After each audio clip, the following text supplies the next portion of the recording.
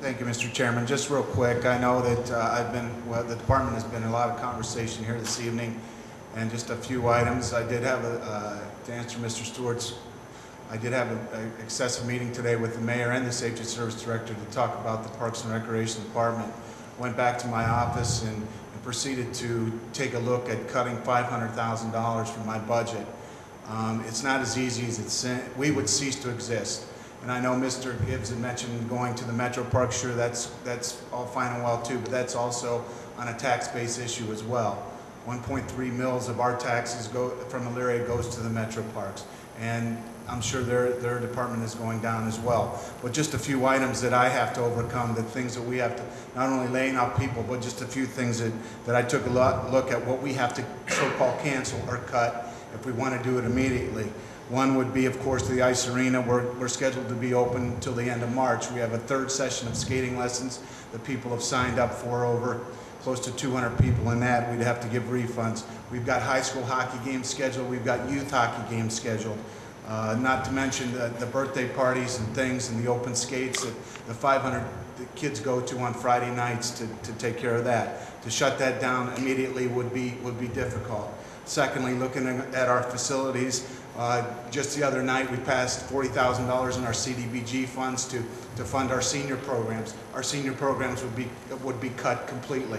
Our adult programs such as watercolor, motion and music, volleyball, men's 30 and over basketball, 3-on-3 basketball league, open basketball, the rentals of gyms that people have got till the month of June and July, the pavilions that people are calling, the Finwood they want to rent for graduation parties in June, things of that nature. Just a sample of our youth programs, our youth basketball, our martial arts, our Start Smart basketball, our junior high basketball program, our soccer skills clinic, our tennis lessons, our junior high volleyball, junior Olympics basketball competition, not to mention our open recreation for after school would all be cut. Our nature center programs, which we've just worked very hard over the past couple of years to get going, the programs and rentals would all be cut from that. Not to mention our summer concerts that we're trying to get money for right now, our winter festival that happens in 1 week, and our spring programming that we're trying to put together for our spring and summer brochure. It's going to go from a brochure to a paragraph. So I know we all got to make cuts, but Parks and Rec just seems to be thrown around like it's nothing when we deal with, like the mayor mentioned, hundreds of thousands of people a year. We touch these people, hundreds of thousands. Thank you. Thank you, Mr. Gustav. Mr. Gibbs. Yeah, if I could make one other comment. I made a couple of suggestions tonight, but through you, the way Pete was making a comment about making suggestions, one I'd like to refer, and maybe the Mr. Weber staff could look into it, and we talked about it with Mr. Eichenlaub and also the mayor. You were there at that one of the budget hearings where I brought up about buyouts. You know, to put it in layman's terms, you always hear about school districts, okay, a public entity there that's doing buyouts. I've got to think, and we had some healthy discussion that day when we were up there, but I've got to think there's some cities here in the city, in the state of Ohio, that buyout, some type of a buyout package would be beneficial.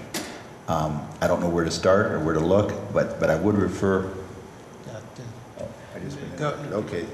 Mr. Pulaski, go ahead. Yeah. Through you, Mr. Chairman, I've started that process. Public Employees Retirement System will give us a packet of all of our people that are eligible to retire. Say, like, for example, if I tell them 2 years, they will supply me with a spreadsheet. You got to plug in the numbers.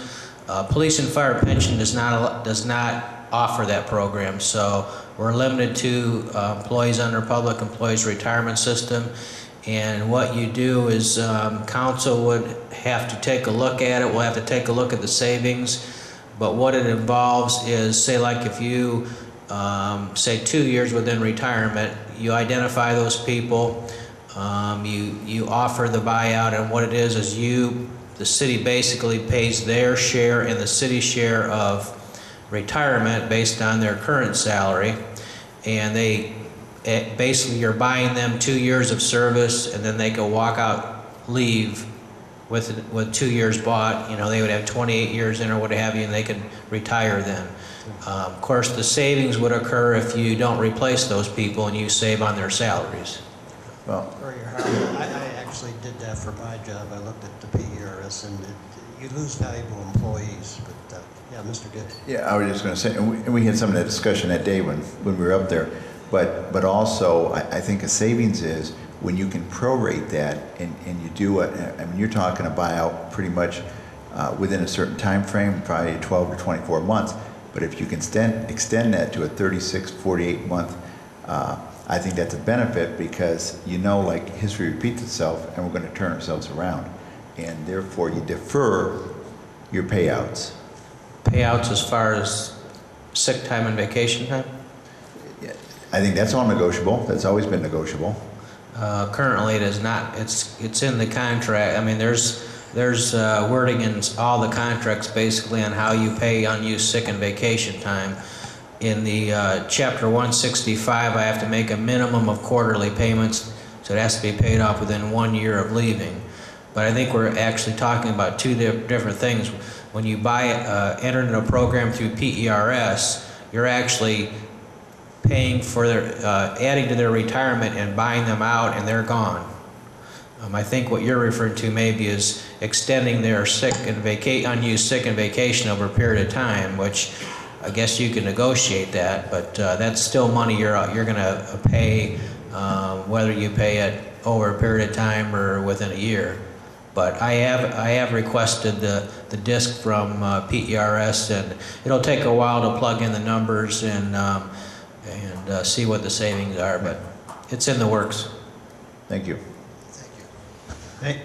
Anybody else have anything else? Mr. Chairman, Yes, Mr. Craig. in a recent utilities meeting, we had a presentation by a resident about the production of E85 and the use of alternative fuels, for which there are lots of state and federal monies available. Not that many people are doing it yet, but it's something that if we could convert our vehicles, we could realize a substantial savings per year on our fuel costs. And in addition to that, if we become a producer of that, that could also become a revenue stream for the city. And I'm wondering if that's something that, you know, who do we need to get to the next step to look into that? Yeah.